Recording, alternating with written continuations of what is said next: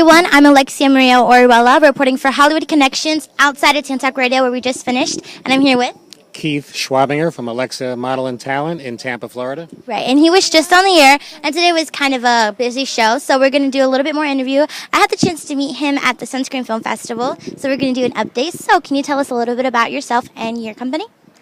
Alexia Model and Talent, we represent models and actors. Most of our talent work in the local area. The ones that really feel it and are working usually want placement into a bigger market, so we're able to take our talent and get them placed, whether they want to go to Miami, Atlanta, New York, LA, or even overseas, London, Paris, and places like that. So how long ago did you guys come up with this, and when did it start? Well, Alexia's been around. It's my wife's business. She started it at Susan Schwabinger. She started it about 22 years ago. She was a model with Wilhelmina. Wow, that's wonderful. Where did the name come from? Alexia comes from our daughter, Alexis. That is so sweet. So what would you say that you look for people who are coming out and auditioning for your agency? What do you look for, and what would be the key factor to spark your interest? Well, on the modeling side, it's definitely a look, and it's also what we're going to call as a tallness. I'm not going to give you how tall they have to be. The girls seem to start at about 13. The guys seem to start about 17. But if it's something that resonates in your heart, give it a go. Send us some photos. You can send it to Alexa at alexiamodels.com, and we'll take a look. If you're into the acting side of the business, which is film, TV, and commercials, and this market here is for commercials is book a look. So the training part is not the most important, but it always helps. Don't get me wrong. We also look for a look, but we also look for courage. The courage to pursue the business and understand that you're going to go out on a lot of go-sees, you're going to go out on a lot of castings, and if you book 1 out of 20, that's kind of the rate that it goes at.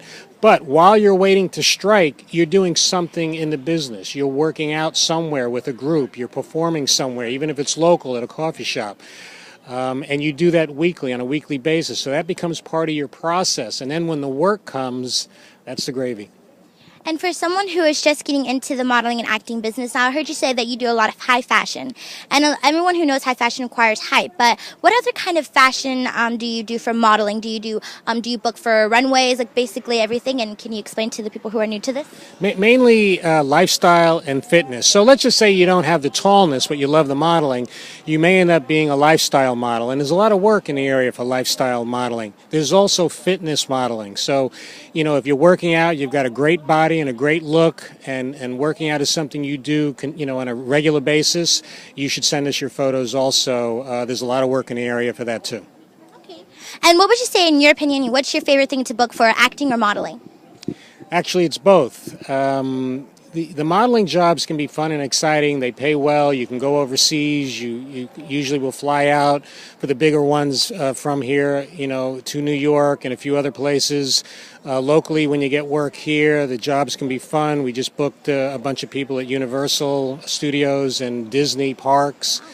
So I like to get the models work, and I like to see them go to a bigger market, because when they start working a bigger market, some of the very successful ones right now do over $200,000 a year, and they're only 19 or 20 years old.